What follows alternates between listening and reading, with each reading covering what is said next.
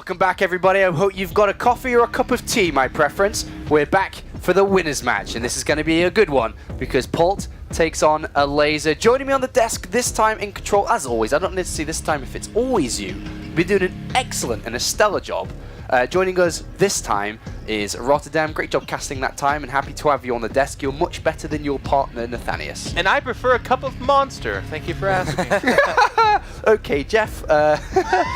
I don't know if we have that around here, sorry. We do.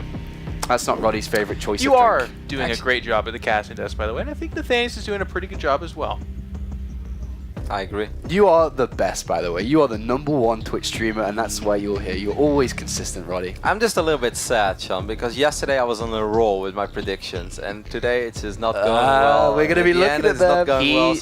I'm a little bit lost for words. I'm just thinking about, like, I built up some momentum. You know, people took screenshots. They sent it. They're like, wow, Roddy's an oracle. And now I feel like I've let everyone down, including myself. We're going to be looking at those in a couple of minutes. Same here, I don't by know the if way. you guys at home have been doing well. People are like, Jeff is so smart. He's in last place, but this is so weird, you know? And I have similar vibes. I'm getting those too, sadly. Let's check in with the bracket, as we have reached the winners final now, and it is going to be, as already mentioned, Elazer from Poland, the 17-year-old who's already gone through the Season 2 champion, now lines himself up against the Season 1 champion, and what an epic way to make it to the playoffs if he's able to beat Polt here. if he does, there is a bit of a continuation going on in WCS that is get eliminated, find a way to advance anyways, and then advance from there. I mean, Elfie is in the round of 16 right now. I mean, he's actually in the bottom part right now. He was eliminated in Challenger. I mean, it would be even more epic because not only did he come in as a last-minute replacement, he would beat the Season 2 and Season 1 champion. Yeah. Like, you can't even script it like that. That's amazing. That's feel too like cheesy for a Hollywood story. Poland. I know. In front of his Poland, people. yeah, I know. I feel like all the players that have the introductions to the stage, everyone comes in through the stage, but Elazer's like surfed across the fans to get to the stage after We don't even his have a video victories. for him, guys. They're like, you know, all these interviews we're doing. There's not even one for him because he's so last minute. He was. Unfortunately, we couldn't make one for him.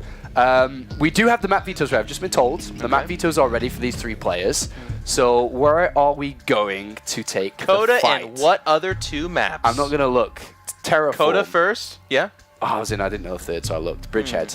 I'm a little bit surprised to see Bridgehead there because the last few times I saw Polt play TVZ on Bridgehead, it just didn't go that well. And like everything that Todd said, you know, Polt has either not checked the rocks or he dies to an all-in. It just doesn't seem like one of his favorite maps. So I'm surprised that he decided to veto Iron Fortress or Cactus Valley. I mean, I guess his game early today on Cactus Valley wasn't phenomenal either. So maybe he's like, well, let's try Bridgehead one more time. But I don't think he's very happy with Bridgehead. Maybe, I mean, all he has to do is tech up to put a depot there and be like, aha, you're working on the rocks. Yeah, but it can still be difficult though. If it's like a 9-10 Roach all-in, this is not like there's no ramp anymore. So if he goes for a 3cc opening, which is his strength, then he still barely has any units and it's very hard to deal with.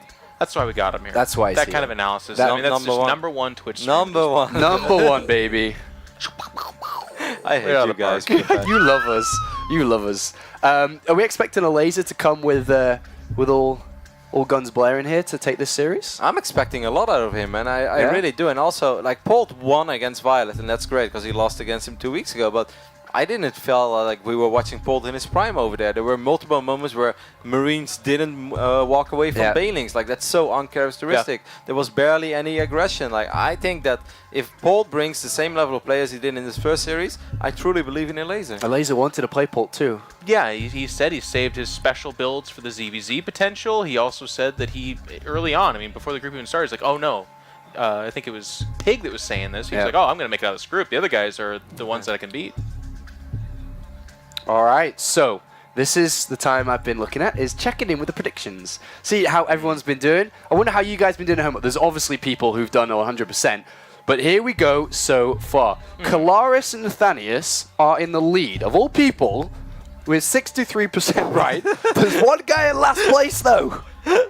25%. Now, remember, Apollo, as I said yesterday, it's not how we start, it's how we finish. Right now I'm at 25%. I'm feeling good about the direction of where these are going, though. I'm good to see I'm tied up with Todd, but Kev, 50-50. Yeah, I know. It's been very rough, man. A couple of big surprises, of course, and Also, that there were a couple of 50-50 series. I maybe should have believed a little bit more. It's mostly betrayers, though. That bloody guy from New Zealand winning both series. Like, I really didn't expect him. By the way, from New Zealand. He's definitely that not wrong. from Australia. He's definitely not from Australia, Jeff. We learned that yesterday. I learned that. But let's look at the predictions for this game, because this could make a difference depending on who's picked what. So we'll bring that up in a couple of seconds. Who have you gone for? I have mad respect for Kevin. You went for... I went for Elazer. Wow. That's why you're the number one, baby. Also No, tried to- why? He's sucking up Because to the Polish I audience. see a little bit of a resemblance between Zancer and Elazer. They're both very young, very fast. By the way, also 330 APM, 320, 330. And once again, I was just not terribly impressed by the way that Polt played in the previous series. The fact that he won is obviously great. And, you know, we can quote Vin Diesel again. It doesn't matter how you win, or it doesn't matter if you win by an inch or a mile. Winning is winning. But That's it. That was I the quote. kind of felt, yeah, I know. I didn't really want to go there. It's such a mouthful, you know. But I do truly think that if Elazer brings his A game right now, I think Elazer can do it. Pig, Roddy, and Todd. Those are the three that have gone with the Polish boys. Everyone else has gone with the Season 1 champion. I think if you would have done this prediction, if this was the first match, if it was Elazer versus Polt, Yeah, then it would be 0-0. 8-0 for Polt. Yeah. And I think it's pretty cool that everyone saw it. They're like, holy cow, We this guy believe. just beat Hydra. And I do agree. I mean, it's kind of, to be honest, I'm a little bit of like a historian of how we talk about Polt, but throughout all the historian? WCS, we're always, well, no, there's only one of those. But for the rest of us, we're always like, Polt, we're like, that didn't impress me that whole much either, So man. are you saying that Polt has No. to step it up now coming into this one? Even though on paper he should be beating I think he Elazer? can play exactly like he just did and unimpressively beat Elazer, probably. I think for his hopes of, if he wants to go on and actually win this WCS, yes. I think, like Kevin was talking Gotta about, show there was a better couple times where performances. it wasn't even just like Marines, it was actually the entire army got Yeah. banelinged. And yes, there was aggression going around the map, but we expect from Polt, a champion of all continents, by the way, of StarCraft 2, to come out of those situations ahead. So this is the like, hey, you've got a laser in the winning match. You can go to the round of 8. You can win thousands of more dollars, get more points, start earning a better seed in at that BlizzCon. Put this guy away. And if this is a tough match, I think that's a warning sign. All right. Well, thank you very much, gentlemen. A big game coming up. Can Elazer make it to play in the playoffs and play in front of a live Polish audience? A huge moment for the youngster. Let's find out if he can do it.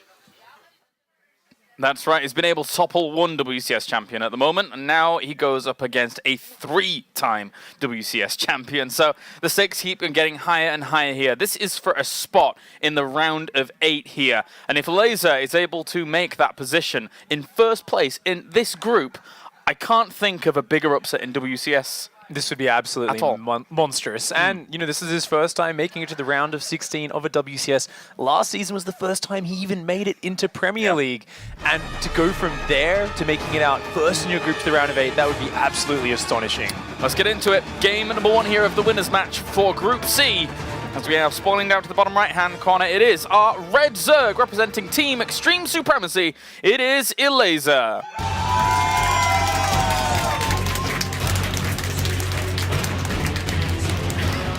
And up to the top left-hand corner, we have our blue Terran representing CM Storm. It is Polt.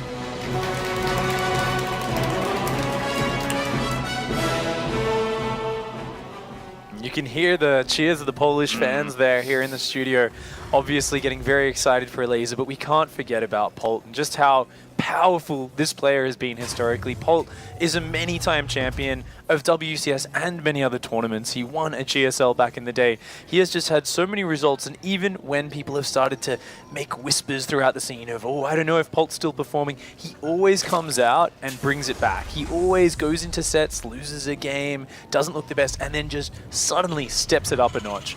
And that is why Polt is never a player to be counted out. So one thing I actually said during the break to you while we were watching the previous series as well, but I feel like Polt just doesn't kind of buckle under the pressure against non-Koreans in particular. I think he goes in with such a confident mindset against them, especially here in the World Championship Series. So I think that certainly helps out Polt, whereas going up against someone like Violet, who, you got to remember, they were housemates for a long time, so there's got to be a little more going on there than just a friendly StarCraft game. Oh, absolutely. I mean, they're playing to win, and they're playing as hard as they can. And I mean, Polt is a guy who goes into these matches and he always says, it doesn't matter who I'm playing against. If it goes long enough, I will win. I'm just better. You know, as long as, he says, there's always a bit of a chance that someone can catch me off guard with something. The longer a game goes, the more chances I have to show my skill, the more chances of me crushing my opponent. He brings that confidence, and we saw it there. Even though there were some moments where he looked a little bit in doubt in that first game, especially last series, he brought it back, looked incredibly solid after that. So Elazer definitely has his work cut out for him. The big question here for me, though, is there any room for Elazer to do something crazy, or is he going to try and test his mettle here? I know it's a bit hard to a question to ask here at this stage of the game here, Pig, but I'm gonna give you the long shot and go for it. Well, I think Elazer is a player who's so mechanically minded, so confident. I think he will go in here looking to put the pressure on, looking to multi-prong, and really play Polt in a sort of straight up match, but it'll be very harassment based, lots of counterattacks. Elazer calls himself the European life. Those are his own words from last season of WCS, and he's shown it before in his Zerg vs Terran. Certainly doesn't want to be losing this Reaper to start things off. At least he's got the Lings to slow this pace of this Reaper down so that the Queen can come out. And as long as he doesn't lose drones, that's the all-important thing he needs to defend at this phase in the game. Yeah, not taking any chances, building a whole 6 Zerglings, only losing one of them so far, and of course the Queen can deflect that Reaper. A very typical opening out of Elazer so far, not playing overly safe, just going for the hatchery first into the fast Ling speed, now adding the 3rd Queen, but he is going up against a 3 Reaper opening from Polt, so Polt's looking to put on the aggression very heavily, exactly the same as he loves to always do on this map, but this is very hard to stop. Hasn't been able to see the 3rd command center going down just yet here, despite having 2 Overlords very, very close to that location. But with the Reapers just poking and prodding, doing what they can at the moment, that's where his main attention is focused on. But Polt behind this, playing, you know, a pretty greedy style. Yeah, going up to those 3 command centers. Of course, these 3 Reapers, though, they can do a bit of a run around. Elazer needs to make sure they don't find their way into an unguarded mineral line, or things can get out of control pretty fast. Yeah, and also needs to make sure here that he's not sacrificing too much of the health on these Queens. Although that one went a bit too far. The positioning at the top of the ramp. A beautiful creep tumor snipe, but losing the Reaper for it, ooh, that's really hard. So that does slow down the next wave of Polt's aggression.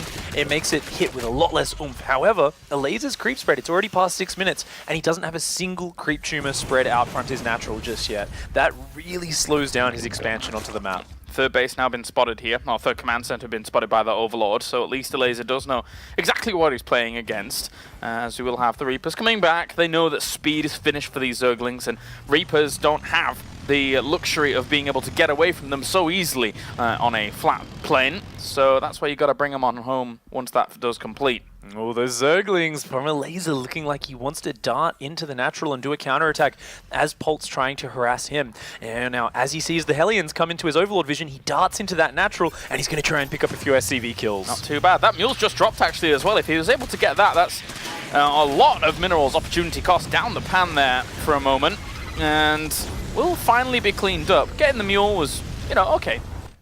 Does only get 1 drone kill, SCV as well. So not a bad pickup by Elazer, just kind of pulling a bit of the pressure away from him. But at home, he is getting that Spire started, doesn't have a 3rd base. Polt's seeing this now, he knows what he's up against. He says, okay, there's something you're doing on 2 base. I'm not sure exactly what it is yet, but the first thing that pops into a Terran's mind is fast Mutalisks, and that's what he's going to have to watch out for. Yep. And also doing a good job of actually killing off some of these creep tumors on the front. He would ideally like to do some damage towards these Queens to be able to try and harass those a little bit, allow the tanking from the Reapers at the front, but there was some good focus fire from the Queens to work on the Hellion, which does put a little bit of a timer on that force.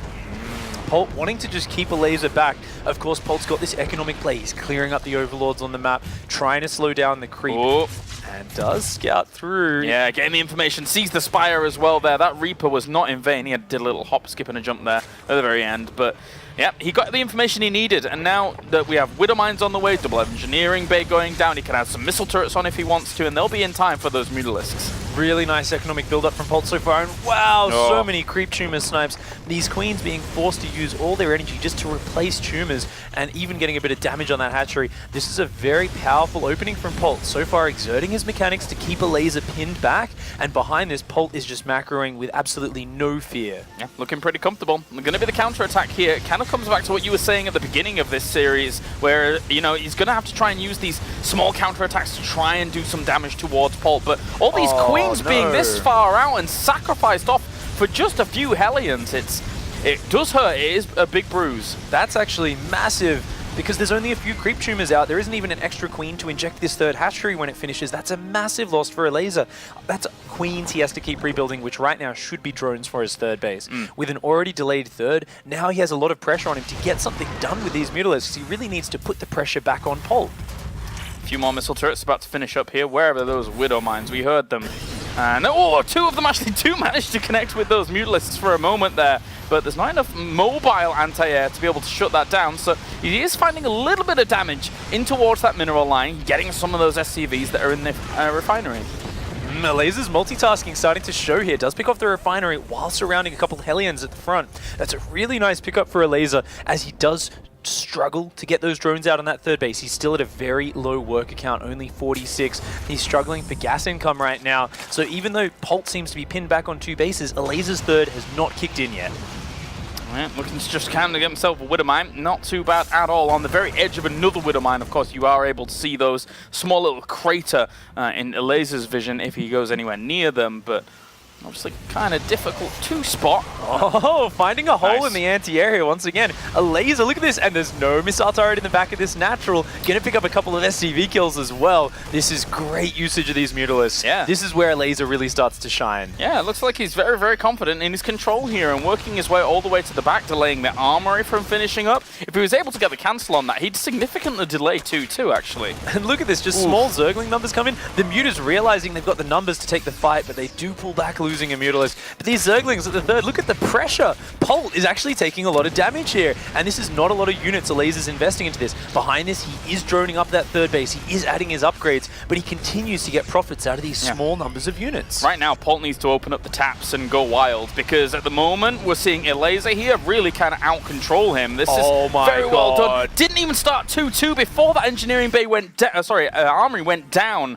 That's a big deal here. That's a 1 minute delay on those upgrades, and at the same time, Baneling's coming into the third. Elazer just coming in from every angle. He will not let up. He will not give Polt space. And look at this, Polt refusing to put down extra turrets. He's taking so much damage from these Mutalisks. I think Elazer so far, I mean, not only beating Hydra, but even in the opening stages of this game is really surpassing a lot of people's expectations.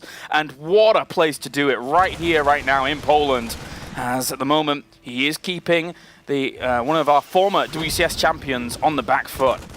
Oh, wow. Coming in with these counterattacks once again, looking to get some damage done. Gonna catch some Hellions out front. Nice. The pressure, Polt is just unable to deal with all these attacks in different locations. And Elazer is pinning him back while he's getting his 4th base down. Even though his 1-1 upgrades were so far behind Polt earlier, he has delayed Polt so much that he is actually equal on upgrades now. Polt going to try and add to the chaos here and try and draw his opponent back with this drop, heading on into the main base, getting as many drones as he can. But at the same time, those Lings will be able to shoo it away. Also has to pick up and get out of there. Mutalisks chasing that down. He's going to have to drop everything, otherwise it'll just die in the medevac.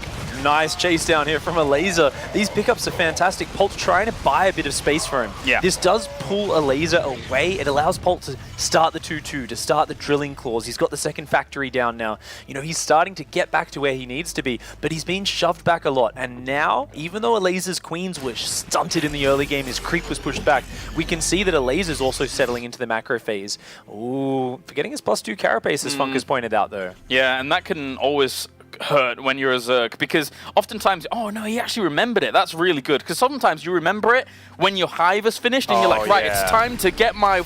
Oh, I can't get 3-3? I guess I'm going that for is 3-2. the worst feeling as a Zerg player, but Elazer is on point today, catching all these little things, and even more Banelings wanting to run into the third. This is Elazer's style, but a great wall from Polt, forcing the Banelings to run in an awkward direction. Yeah. Taking a pretty bad trade. I mean, just the Ling alone was really cool to send forwards to soak it up, knowing that it would always be there, but still, actually more Lings are flooding forwards here. They're going to catch a big chunk of units there. Boosts on out, keeps himself alive with that medevac. Very good retreat out there by Polt. Very nice escape.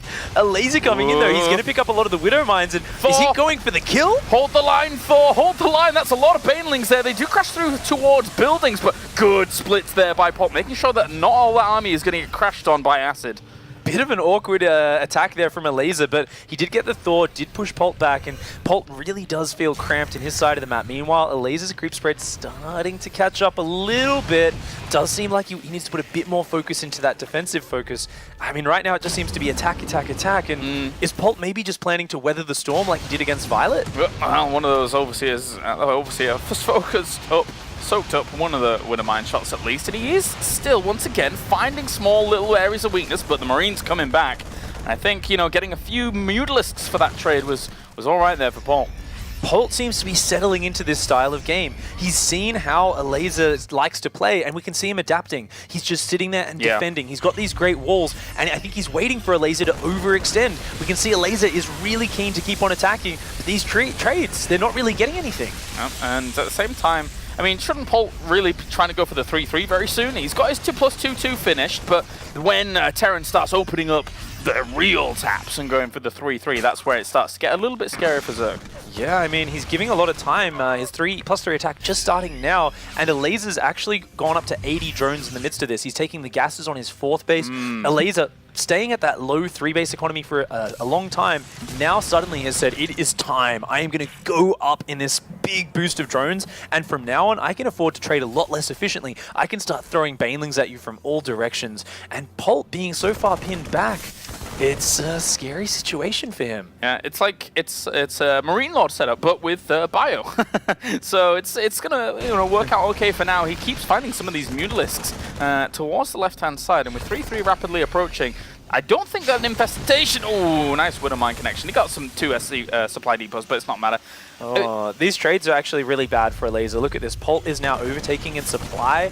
And remember, Polt has got the superior upgrades on the way. Elazer doesn't have a hive. Elazer's infestation pit is only just starting. Elazer needs to spread creep. What he's doing is fantastic if Polt's attacking into him, but Polt's not. Polt has adjusted his game plan. He's sitting back defensively, and Elazer is getting antsy. Rather than spreading creep and using his defensive advantages, he's trying to force his way in, but Polt is adapting fantastically so far. That's a really good point. I mean, as much as Elazer has done a good job of keeping the fights on his opponent's side of the map, it looks like that's been taxing him quite hard to the point where you're right that, you know, the creep isn't as well established that it would like to be. Normally you would like to see it encroaching on towards that 4th location of the Terran at the moment, but right now Polt has been able to take that location and look to put on pressure towards the 5th base. Oh, if he can get a snipe on that 5th base, that's a huge pickup for Polt. That would be absolutely fantastic. That would be great, but Elazer sees it. And not willing to really run into all of those with just the lings, so waits for his banelings. That one poor Marine gets left there. Oh, looks like Polt finally feels like it's time here. Pushing out into the middle of the map. His 3-3 is not done just yet, but as he's pulled a lot of Elazer's forces out of position, he might take this opportunity to stim forward. Set up some of those Widow Mines here. They're very important. A lot of banelings morphing in towards the back lines here, and he's already pre-split some of these Marines, which the banelings don't really do a huge amount to. Lings coming in from the backside. Likewise, the Mutalisks coming along as well. With all the Thors dead, maybe they'll be able to help out, especially with those banelings. Gonna force Polt away. Wow, what a hold from Elazer, going in separate waves, detonating all the Widow Mines, and then his second wave of banelings forcing the retreat out of Polt. A very good cleanup for Elazer. We can see him taking an impressive supply lead right now, but the upgrades are about to kick in. And this is where a lack of creep is going to hurt him, going on the counterattack like this. Not easy to do that when you don't have the high mobility of having creep pushing up towards that 4th base. 5th base, I should say. No, 3rd base, 4th base. Yeah, if Polt can establish that 4th and really lock it down, I mean, with these upgrades, over time, he should be more cost efficient. We are seeing him building a lot more Widow Mines at this point of the game, not staying on that Hellbat focus like he was against Violet. He's really going to try and power into that, and even getting those armor upgrades for his vehicles, which should trade very well as the game progresses. Now Hive on the way for Elazer. So eventually he can try and catch up with 3-3, but it is going to be a long, long way away as these Zerglings once again look to put on the counterattack, force a response more than anything here, and already Polt has units available to him in that location, so shouldn't be too worried. Bit of mismanagement there from Elazer, not quite on top of that, distracted by this drop. Drones, he's got to be careful about this. All the lings flooding on in, and he should eventually be able to clean that up, so good reactions once again here. What's scary for Elazer at this point is his gas count is not that high. He's heading towards Hive. He's rebuilding a lot of Mutalisks he's lost in these battles, but he doesn't have that impressive Baneling count. He's only got about 20 Banelings, 10 more morphing right now, and as Polt is maxed, he may need a lot more Banelings than that to actually take on the big fight. Yeah. So Elazer needs to buy time, and that's what these Mutas are going to try to do. Finds himself the 3 missile turrets, even a contamination on one of the production buildings here, but at the same time, This is quite a strong army. How many Banelings does he even have? He has 30 at the moment. They're going to try and swell forward. Good little flank towards the back here from Lings and Banelings, crashing into everything at the front. But the Thors at the back still survive. The Mutalisks have been magic boxed there to try and rival against that position, but it wasn't enough. Polt retains a lot of his army. Fantastic spreading, good Widow Mine count, good Thor count, better upgrades off creep. That fight was so well done by Polt, getting Elazer to attack into a horrible position, and he just took such a cost-efficient fight. Look at this, these Mutalisks trying to go in here valiantly, but they just can't make it happen. Getting shredded here as the Lings are just going to filter on through. This is a conveyor belt for them, though. There's not room left. GG, game number 1 will go to the 3-time WCS champion here in the round of 16 winners match for Group C. And overall, you know, we saw the development there of Elazer to try and use those counterattacks constantly throughout the game, but you picked it very well. You know, Polt was able to adapt throughout even just that game, never mind the full series. Absolutely, and Elazer there, he played fantastically. He put himself in a great position, but we could see the inexperience there in just sticking on that autopilot, trying to force the attacks, and it just wasn't the right thing. Polt adjusted perfectly. All right, well, we're going to go to a short break, guys, and when we are back, it will be game number 2 here between Polt and Elazer from the World Championship Series.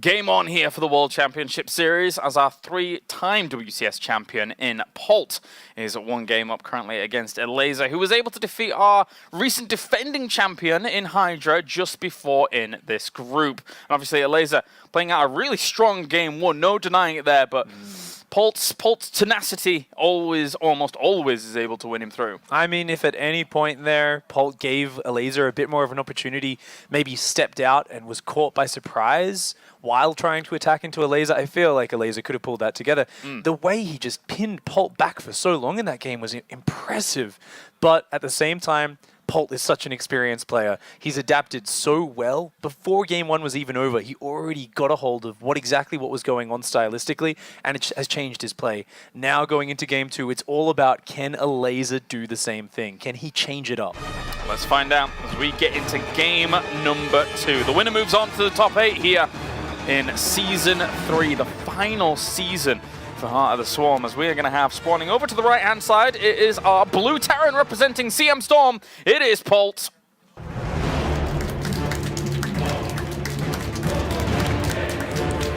And of course, to the left-hand side, we have our red Zerg representing Team Extreme Supremacy and Poland. It is Elazer.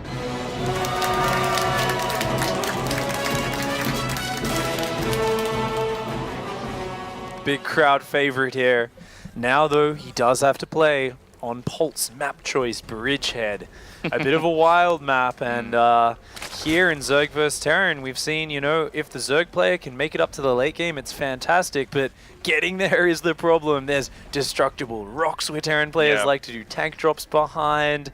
There's all sorts of just multi-pronged play, and because the Zerg has to spread creep in 2 different paths, not knowing where the Terran's going to attack, it's so difficult to actually get that map presence. It's a really good point, and it's not like it's 2 paths that converge from a certain location, like on many maps, where you just have to spread it from your natural forwards and then it kind of branches out. Yeah. They're so far apart of those two main paths that you really need to actually spread this creep down. So very important here for Elazer to be having good overlord positioning from their very start to try and compensate for something like that at the beginning. Absolutely, you've got to find a way to get that out there and use those overlord vision to deflect any attack coming your way.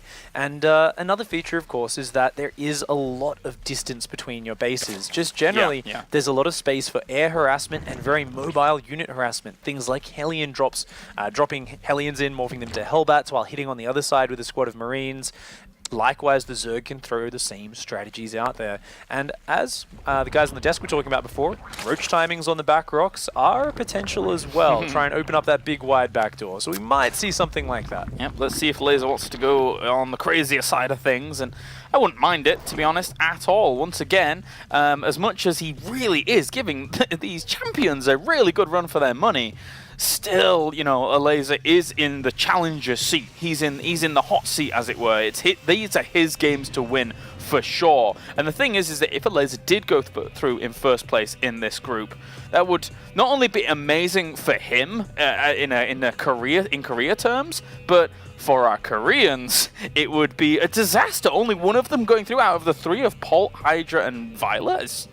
Yeah, I mean, crazy. That would turn this tournament upside down in terms of everyone's expectations when they saw the round of 32.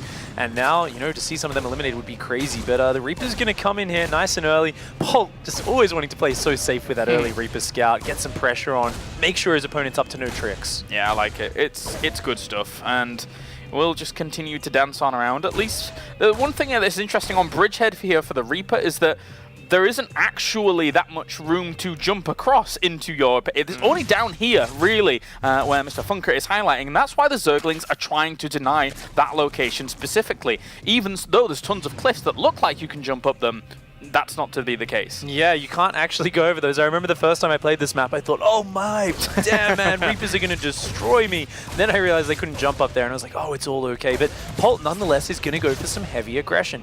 He's going to go 3 Reaper. He felt how he was able to kind of put on so much pressure, delay Elazer's third last game, kill all his creep tumors, kill a lot of queens. I think Polt feels like if I can just keep putting the pressure on this young kid, this guy, I'm going to be able to make sure he can't knock me out of this tournament. Elazer, though, has shown his resilience before. He managed to get back into a great position last time around. How much of his resolve will continue on? Already getting this queen potentially very, very close to going down. Pulls back those Reapers, pulls back the queen, keeps everything alive on both sides of the spectrum, down to 5 health. And he does back that one out. That one goes to the natural, and for very good reason. I mean, losing a queen that early would be absolutely appalling, but third CC follow-up for Polt so far. Into a starport. Looks like Polt down to the core, right? He's always going to get the starport. He's going to get a Viking out. He's just going to do some Hellion Reaper pressure. The Hellions always being a little bit delayed, though, when you do go for this 3 Reaper opening. And once again, Elazer looking like he wants to go for 2 base Mutalisk Rush. He just wants to get those Mutas out. And if he can get the sort of damage he did last game, I can see him getting into a very nice position on Bridgehead. Yeah, good, that's for sure. At least, though, Elazer had good reads into everything that was going on much, much earlier, I feel, in this game than the previous one. He'd seen the Triple Command Center very quickly. Now he's just going to have to deal with this usual follow-up. 1 Reaper heads up there for the high ground vision, and even if the Lings were there to greet it, the Hellions would be able to fire from the low ground. So Polt sets himself up in an okay spot there with more Hellions reinforcing. Polt wanting to deny this third base for as long as possible. As we said in the last game, this is the same build order. Polt's goal here is to deny Elazer getting a third, put on pressure, slow him down while being as greedy as possible behind it. That's what these hyper-mobile units, the Hellions and Reapers, which are fantastic against Zerglings, that's what they allow Polt to do. Elazer on the other side of things, teching towards Mutalisks very fast. He wants to balance that with securing that third base, and he wants to make sure he doesn't lose his queens like last game. You see, he's much more careful with his creep tumors this time, instead saving a lot of energy for transfuse on those queens, and he's going to be a lot more careful. Still trying to poke forwards at the front here. Noticeably, you can see that the Reapers tanked the majority of that damage once again from the Queens. So for Polt, that's a good trade. A little bit of damage for units that are going to be able to heal up here, slowly but surely. There's a nice spot as the Viking now just patrolling around. There's not any overlords, in fact, though, to be able to pick up other than maybe the ones that it's already killed, the 2. That's a nice adjustment by Elazer, knowing the style Polt likes to play. Fantastic transfuse going down there, saving that queen. Yeah. Now that the spine crawler's down here as well, it does really make this a stronghold. Doesn't look like Elazer's going to give the chances this time around. Another transfuse. Lynx move forwards there, but they don't want to get too toasty, as a few will die. 1-1 is now on the way. The Spire's gone down, and did he see the Spire? I mean, he should be inferring that it's a Spire play anyway, even though he hasn't seen it towards the back. I mean, it's been on 2 base for so long. There's the missile turrets now on the way with Polt's usual timings that he would go to. Yeah, Polt, he's read his opponent well. He's saying, I figured out the way you like to play. I think this is a good way to play against it. It worked well last time. I'm now going to add the missile turrets, secure the third, and macro up a big army. Meanwhile, the Hellions and Reapers not looking to kill, but they're looking to make sure the creep spread is slowed down. And you can see it. The creep spread is very slow. The tumors aren't able to freely spread. Only now when the Mutalisks come out, only now does Elazer have a chance to get map presence, to drone his third, to get creep control. You can notice, though, in the base, while these Mutalisks do chase away this army now and don't allow it to do anything, you can see with the spread of the missile turrets how they have been positioned compared to the previous game. Obviously, Polt realizes this map, the base layout, is very, very open compared to others, so you've got to be careful. Oh, Medivacs, be careful indeed.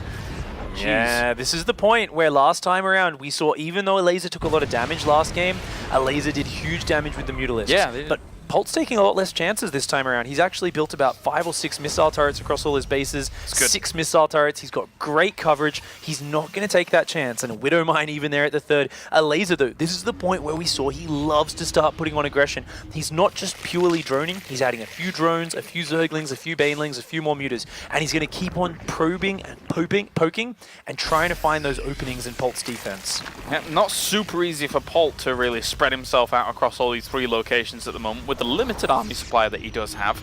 As obviously the Zerg here with the usually much faster units is going to be able to position and just try and swing on in there where it can. And those 2 Banelings, I think they ran into a roadblock because there's a wall down towards the third on the ramp, so they couldn't they couldn't guide themselves through down towards the bottom where they really wanted to go. Look at this adjustment from Polt. He just walls that off straight away, saying, I don't want to give Elazer any chance to get into this counter-attack zone. This is the zone where he's most comfortable. And notice how he hasn't gone on creep yet. He's being very careful with his pushes. He says creep wasn't your strong suit. It was having a big army early and trying to shut down my units and then get on top of my bases.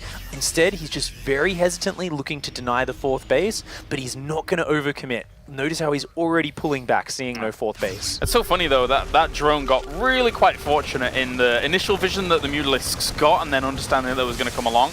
Almost barely was able to spot that, but Banelings are going to move forwards here against this army. The Hellbats aren't that mobile at all, so against Banelings, they don't fare massively well. And in the end, they will be the trade-off, and Polt will have to retreat on out. Pretty good pickup there for Elazer. Keep in mind, though, his 4th base has been slowed down in the midst of this, so even though he gets a medevac, gets a lot of Marines and Hellbats there, does lose some Banelings and Zerglings for it, and Elazer is not playing with an economic advantage. We can see his 4th base has only just gone down now, and once again, his creep spread is not very far. He doesn't have it out the back door of his natural at all, and only now is he starting to look to put on the pressure, trying to find the damage, find the openings.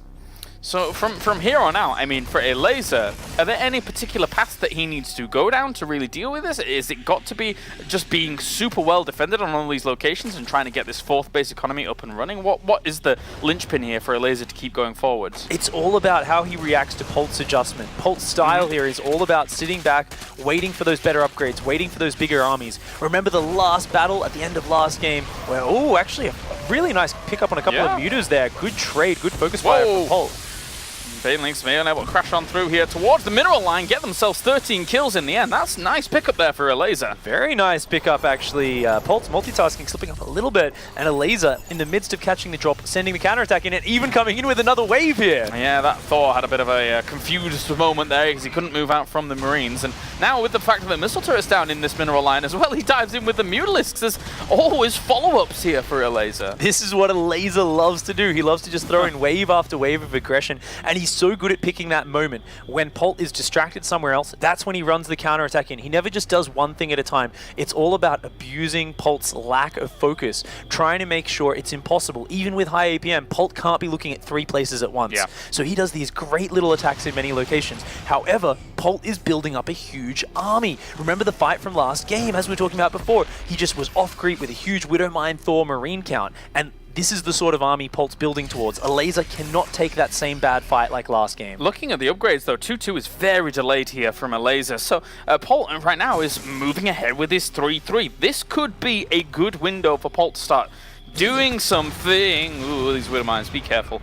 But at least he was able to clean that one up nicely. Another one actually gets soaked up almost fully there by an Overseer. But these upgrades can be difficult here for the Zerg to deal with. Oh, this is really scary. I mean, Elazer's droned up his 4th base now. He can be a little bit more cavalier, but he does need to find a way to pull Polt back across the map. He needs to expand his creep spread and get out there. And it looks like he's found he wants to do it on the back rocks. We said this map's great if Zerg can multi-prong back here. And, oh, that Widow Mine! Oh, that's gonna sting. I could feel that in my gut. Oh my god, that is horrible. Yeah, not a great trade there at all for Elazer. He's gonna back off. He's like, okay, I don't want that to happen again. I guess I'll just go back home and lick my wounds for a moment. And this is exactly the sort of trade Polt wants to be picking up.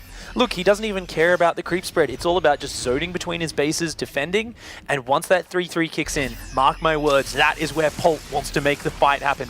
That is where he wants to hit Elazer hard.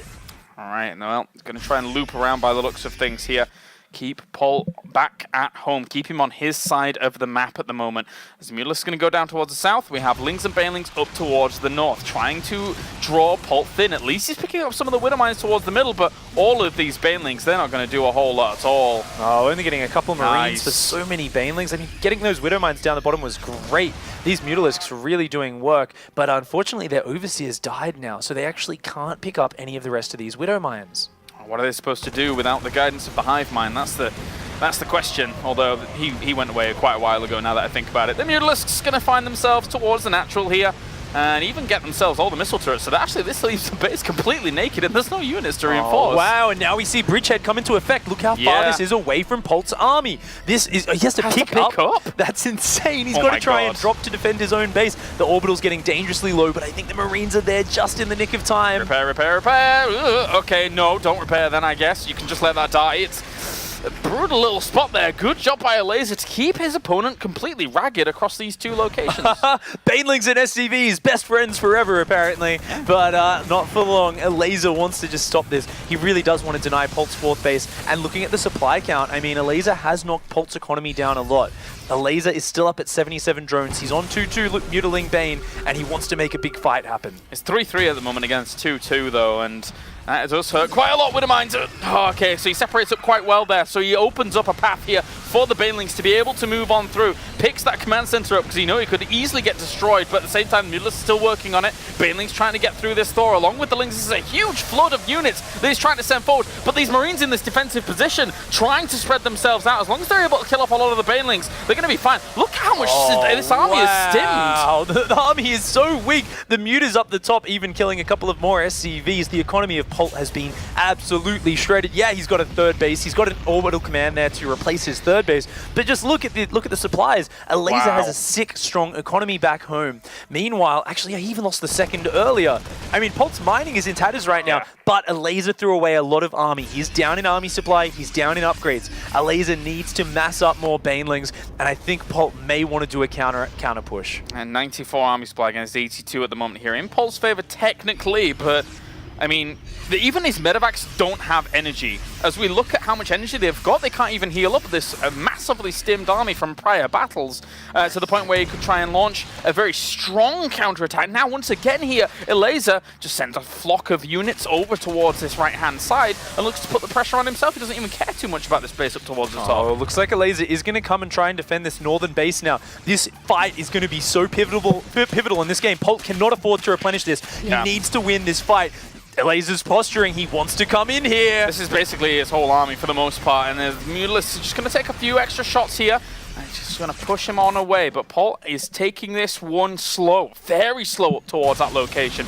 Slowly poking forwards on towards the hatchery. He'll clean that up eventually, but this is buying Elazer time elsewhere to just have his economy still fully fledged. Elazer has learned his lesson from last game. He is not attacking off creep into the huge spread of Terran. Instead, he's going for the counterattack. He saw the damage he did with that last assault, and he realizes, yeah, I might not have the upgrades, but I have the mobility. This is a huge map. There are multiple paths, and I am going to crash into your economy, crash into your production. This is where I'll win the game. I mean, 9 Mutalisk just popped out as well. He's going to contaminate some of this production facility. Elazer knows knows he is running away with this right now, and he's played out Bridgehead beautifully. He's played it exactly how it needs to be, hitting the north, hitting the south, hitting the north, hitting the south, with the superior mobility that he has. The moment of reckoning is still up here, though. This is still a massive army from Polt. 122 army supply up against 107 of Elazer, and there is not that many Lings and Banelings here. Elazer will need to give up this base. He cannot fight that army until he's ready. Gives up the hive, and all those Banelings need to be able to do something here, and they will be able to crash through, but they're trying to get on towards the Marauders, separating things back up, but the Banelings catch on all the way up to the top as well. There's so many Mutalisks here, not that much anti-air left here, only those Marines up towards the top that survive, along with this one last Thor, but that's going to end up falling, and Elazer is able to push this army all the way out. Wow, what a hold for Elazer there. Managing to hang on. I mean, it's such a chaotic point to defend, but he managed to bring his reinforcements in from behind, from the front and the top all at once, and that surround on his army was huge. Remember, Elazer's still got a big functioning economy. Polt's still in a mess. He's trying to rebuild his SCVs, but he just doesn't have the numbers. Elazer proving to himself in spades in game number 2 that he can go toe-to-toe here with Polt, a WCS champion of the past. And at the moment, he's just putting on so much pressure against Polt. Polt is scrambling to stay alive, even losing a few of these precious SCVs that he has up towards the third base.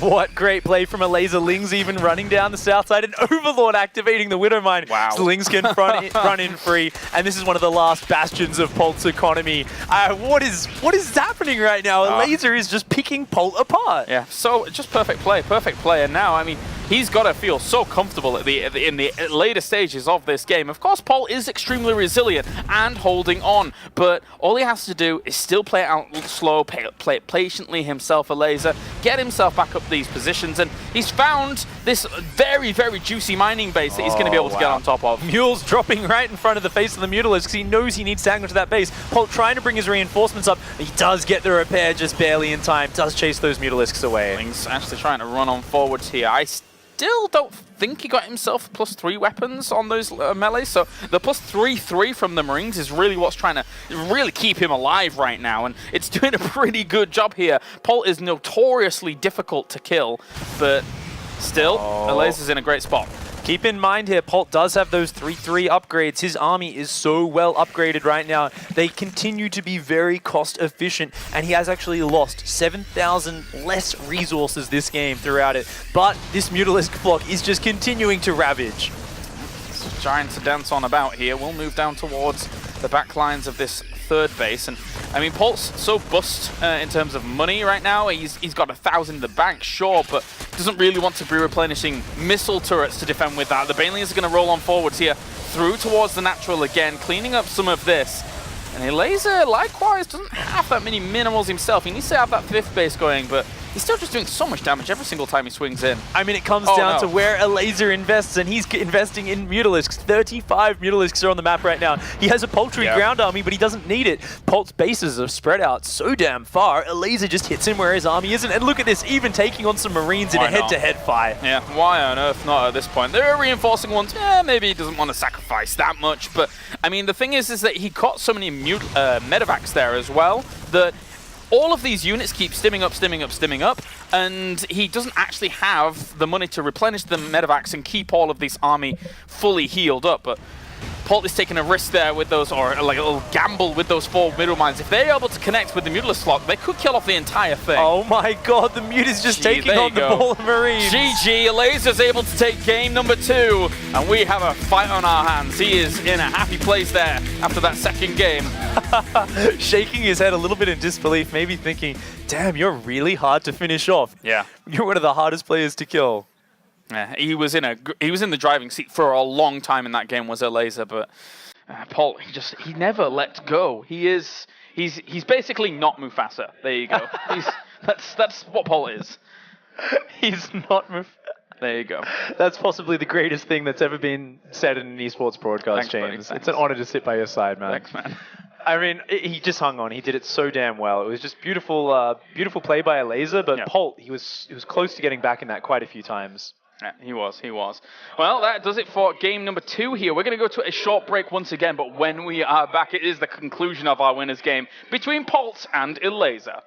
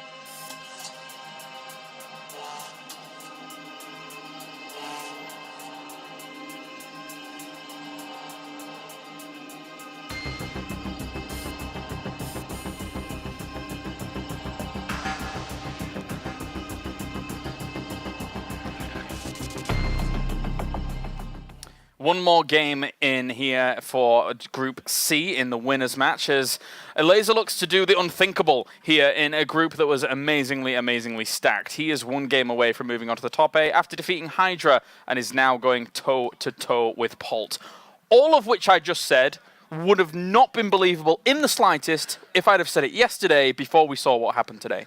I mean, we're doing rehearsals before, and people were having a bit of a joke around, oh yeah, Elazer's going in, getting thrown to the pit of doom. These sort of comments were getting thrown around, but he's stood up today, and it's so fantastic because yesterday I was talking to him and he was saying, yeah, I'm going to make it out of this group, definitely. There's no way I don't. He says, I might lose to Hydra, but I'm definitely going to beat these other guys. I'll beat Polt, I'll beat Violet. And he's showing it. He actually took Hydra out. He's 1-1 with Polt. And even the first game which he lost was very impressive. He was really in the driver's seat for a lot of that. Now we're going on to Terraform here. Pig for game number 3. What are your expectations on this kind of map, looking at how these two games have played out thus far? Terraform can be really straightforward in a lot of regards.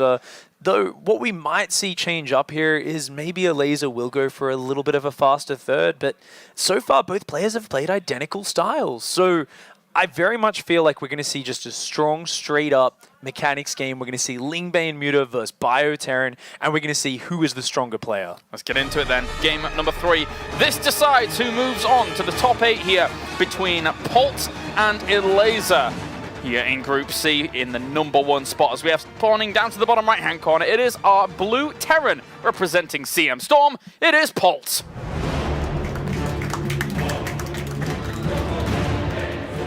And up to the top left-hand corner here, on the verge of doing the unthinkable in Group C, it is our red Zerg representing Team Extreme Supremacy. It is Elazer.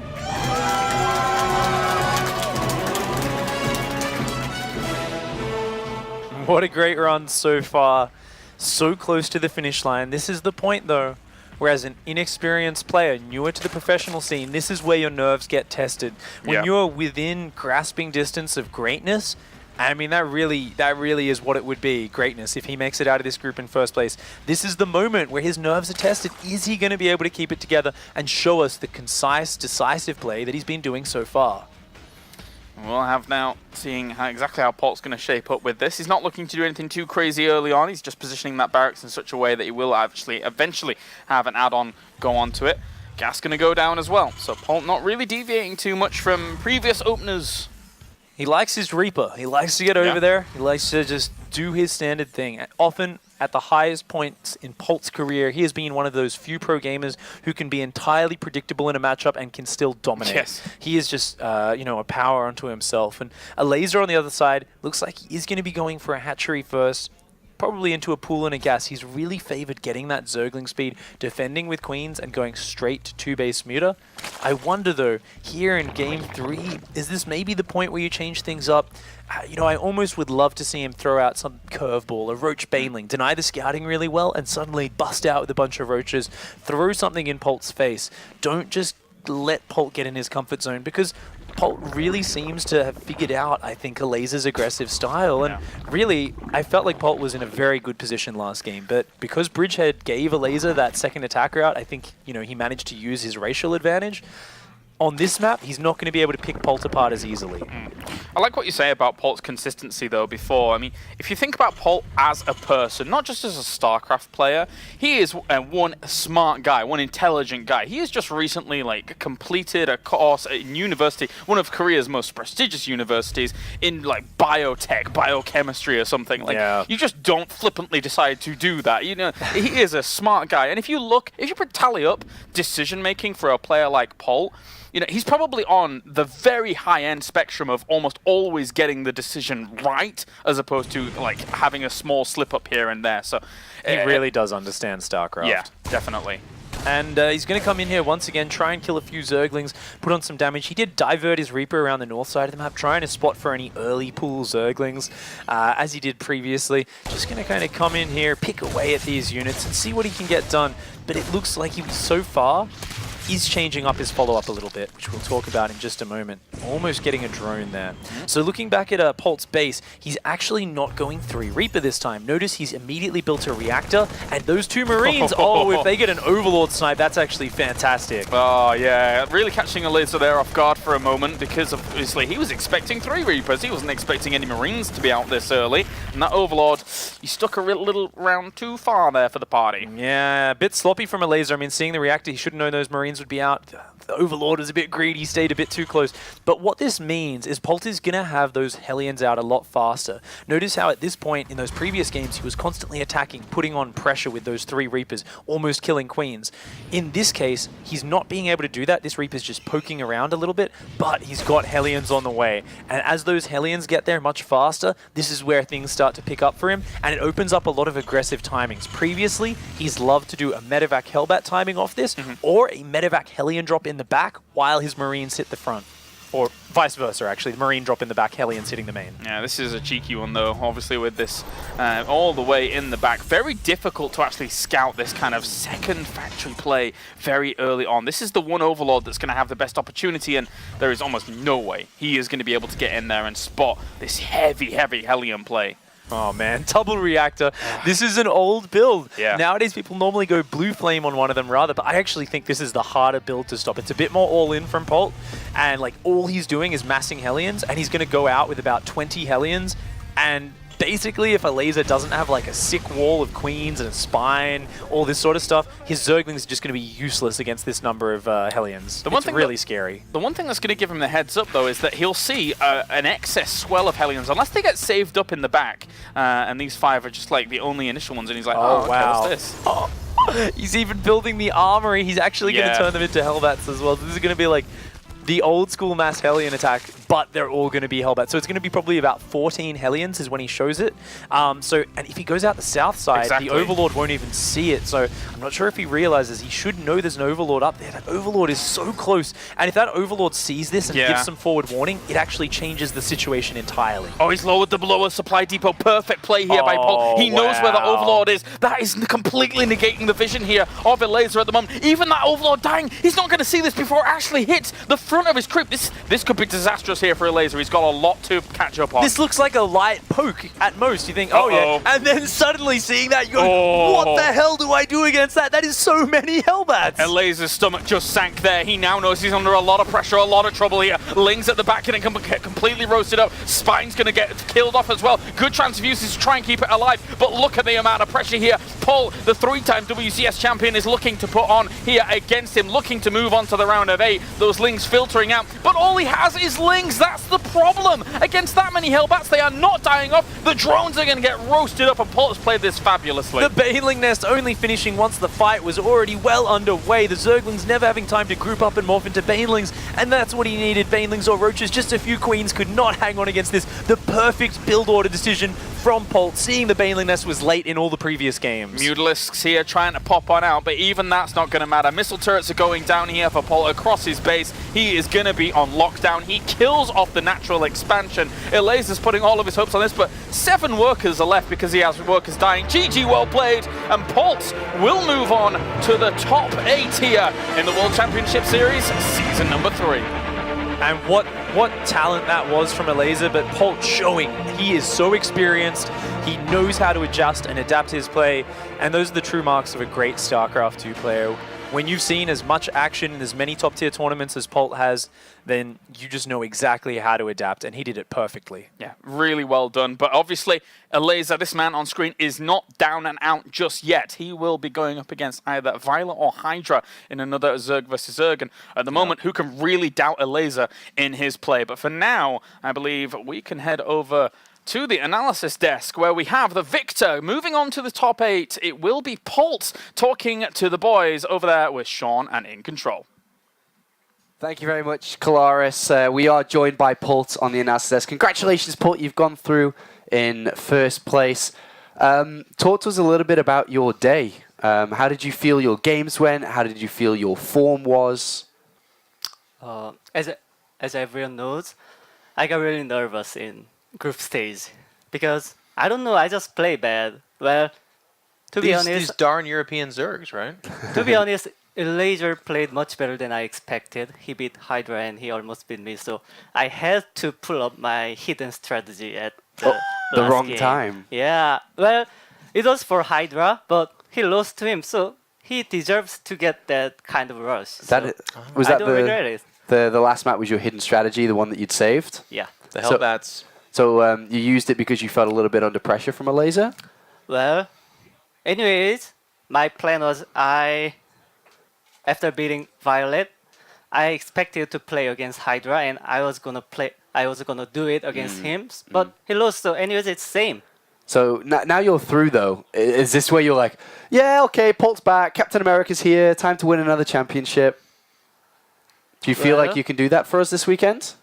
You don't have to answer yes. Yeah, I mean, you can say He's no. a little that's bit fine. weird sometimes. Before coming here, I thought if I get through this group, then I have really good chance to win this tournament. Okay, thank you. In control, any questions for our dear friend Polt?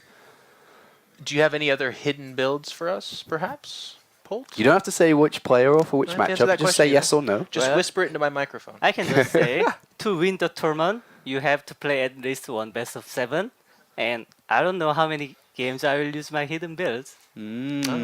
Cryptic. Maybe some more hidden builds from 2013. Just slightly adjusted to 2015, which is adding in an armory. So talk to us about other players in this tournament. Who you mentioned in the round of 32, the only type of player you're really scared of is Hydra. Is that still true for you coming into this weekend? Or is there some other player that's kind of stood out for you? I don't know. My worst matchup is TVG right now, so I'm confident against Terran or any Protoss. But any Zerg can beat me. I think I'm kind of weak in early game against Zerg. So, well, I have like a couple days before I play round away. So if I can find any good way to survive it from early game, then there's no threat. Does it not worry you that there's a bunch of Zergs through so far? I mean, I know you don't play them because you'd be going up against a second place player, but, you know, Zanster's through, Patreus is through, you know, Jadong may come through a little bit later on. We're going to have another Zerg come through this group. Is that worrisome for you now, looking at a potential championship victory, that there are so many Zergs? Not really worrisome because I'm strong in best of 5 and stronger in best of 7. That's where he's going to be best. Well, you're doing great. Obviously, WCS is kind of your stomping grounds. But just one question, kind of getting ahead of ourselves, if we could. You are going to be playing at BlizzCon, barring an exotic trip to the Bermuda or something like that. What are your thoughts on some of those top dogs over there? How do you think? Because we haven't seen you play against some of those Kespa players just yet. I mean, do you feel confident about BlizzCon as well? I think it's basically the same. They will study about me, and I will study about my opponent. And who makes better mind games will win it. Okay. All right. Thank you very much, Paul. Congratulations on going through in first place. Let's check in with the bracket now to confirm Paul going through and lining up our matches for the next couple of days. We have Polt in first. And you know what? Let's all close our eyes together and hold hands. We can do this. We have Elazer versus Hydra down in that lower bracket, and we'll see that play out. Going to be an interesting set of games tomorrow once we get to that stage, Jeff. I am really excited about it. I mean, for God's sakes, guys, we have Snoot down there. We have Marine Lord. We have Hydra. So it's kind of nice because, you know, we all got these predictions really wrong, but it's actually kind of like, hey, those are actually the best players. They've just been upset. This has been an incredible WCS so far. Yeah, well, how do you think about Group C and the WCS so far? We're almost going into Group D. We'll talk about that shortly, but up to date so far. I mean, this is still going to be very interesting, right? Because Hydra has 2 ZVZs ahead of him, and even though he's still the favorite to make it out, ZVZ can be a fragile matchup. It doesn't have to be. Of course, there's a lot of skill, and there are many moments where you can make the difference, but it's not easy, and it's definitely looking a lot harder for Hydra than I thought it was going to look in the round of 16. So definitely a surprising set of games. All right, well, thank you very much, gentlemen. We are going to go to a very quick break. When we return, we kick off with Group D, and it's going to be a great start to Group D as Lilbo takes on Jadong.